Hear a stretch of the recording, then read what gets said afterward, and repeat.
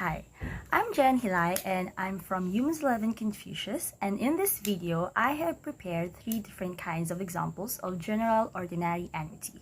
So I have example for present, future, and regular payment or values. So before we proceed to our problems, let us define different categories of the general ordinary annuity. So what is general ordinary annuity? So let's proceed. General Ordinary Annuity. A general annuity or the General Ordinary Annuity is which the periodic payment is made at the end of the payment interval. So first, we have regular payment. This is also called as the periodic payment or R and the amount of each payment. So this is our regular payment example. So monthly payment of the future value of 60,000 pesos for 2 years with an interest rate of 10% compounded quarterly. So before proceeding or finding the regular payment of the problem, first we need to write the given. So we have here the given. So 60,000 pesos is our future value.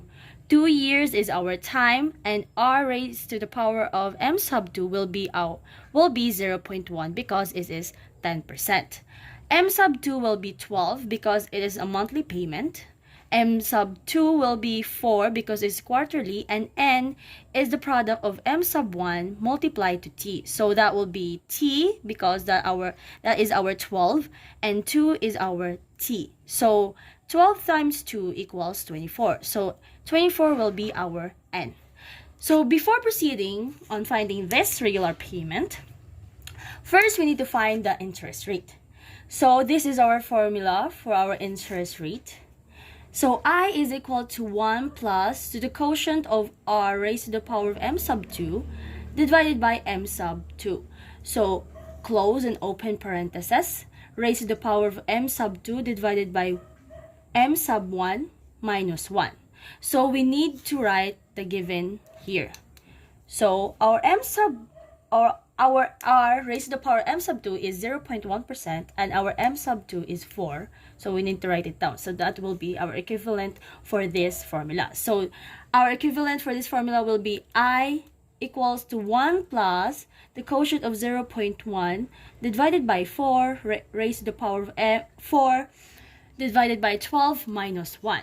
So on calculating this, first you need to calculate 0.1 divided by 4 and then you do equals.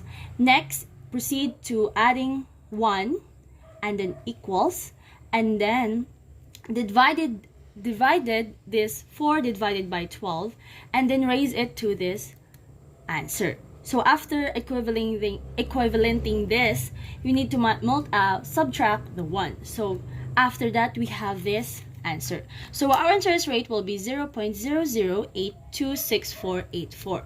So like I said, first you need to divide 0.1 to 4, add it to 1, raise to the power of the answer of 4 divided by 12, and minus it to 1. So that will be our interest rate, the 0.008268484.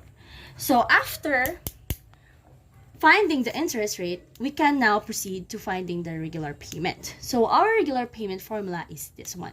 So R is equal to F divided by 1 plus I raised to the power of n minus 1 divided by I. So that is our formula. So we need to equivalent substitute the given. So our F here is 60,000, write it down, divided by 1 plus our interest, which is 0.008268484. Okay, and then open and close parentheses, and our n here is 24, write it on top, and minus 1 divided by 0.008268484 because that is our interest rate. So before divided by here in 60,000 pesos, first we need to accumulate or answer this one. So first you need to add 1 plus 0.008268484 equals raised to the power of 24 equals minus 1 equals, and then divided by 0.00826,484. The answer for that will be 26.425552933. So that will be our answer for this, the 26.425552933. So that is hard one.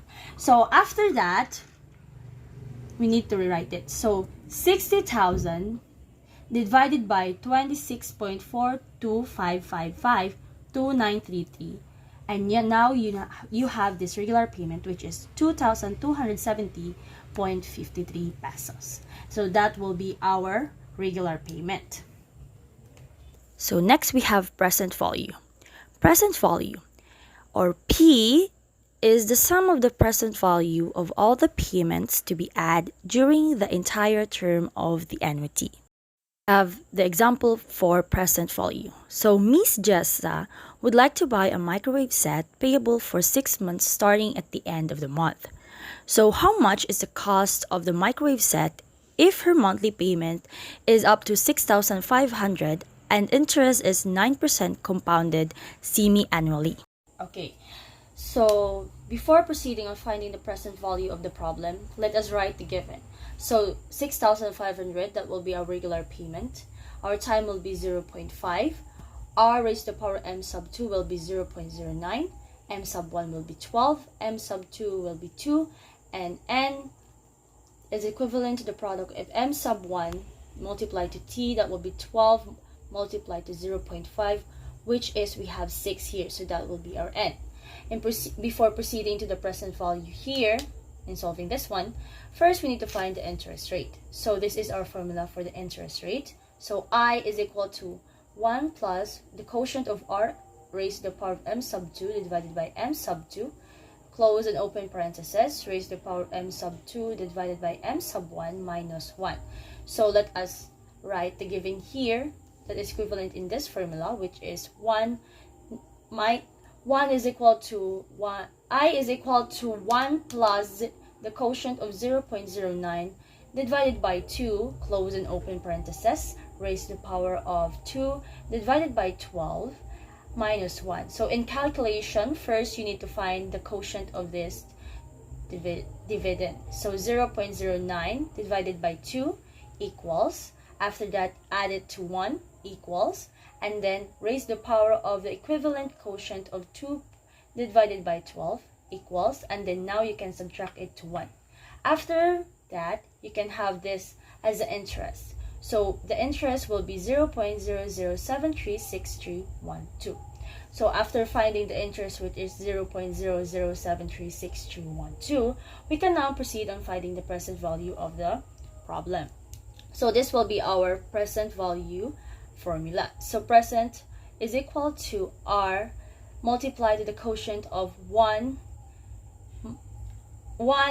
minus the sum of 1 plus I, close and open parentheses, raised to the power of negative n, and divided by 2i. So let us now state the given here. We can write it down to equivalent of this formula. That will be P is equal to 6,500 multiplied to the product of 1 plus the sum 1 minus, sorry about that, 1 minus the sum of 1 plus 0.00736312 raised to the power of negative 6 divided by 0.00736312. And after that, in calculation, first you need to add this 1. So that will be 1 plus 0.00736312. After that, raised to the power of negative 6 equals, you can subtract it to 1, and then you can divide it here in 0.00736312. After that, multiply it to 6,500, and now you can have 38,014.35 as your present value of the problem. That's all. The last one we have is future value.